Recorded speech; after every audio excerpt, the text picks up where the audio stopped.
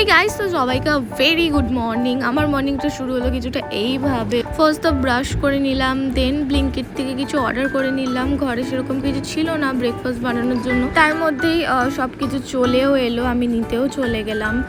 First তো সকালবেলা আমি ভাবছিলাম কি খাবো, তার আগে ডিম সিদ্ধ বসিয়ে দিলাম।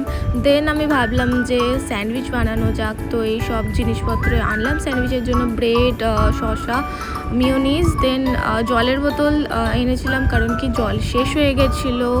আর আমার দিদি ছিল না, নাইট ছিল কালকে দিদির, তো এখন অবধিও আসেনি, তার জন্য আমাকে ব্রেকফাস্ট নিজের থেকে বানিয়ে নিতে হচ্ছে। 1 ঘন্টা তো আমি ভেবেই কাটিয়ে দিয়েছিলাম যে কি বানাবো, তারপরে আরও 1 ঘন্টা আমার এই স্যান্ডউইচ বানাতে লেগেছিলো খালি।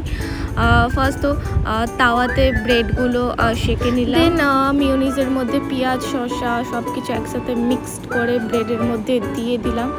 ব্যাপারটা কিছুটা এরকম লাগছিল। আমি আমার খাবার এনজয় করি, তোমরা ভিডিওটাকে লাইক করে যাও। বাই।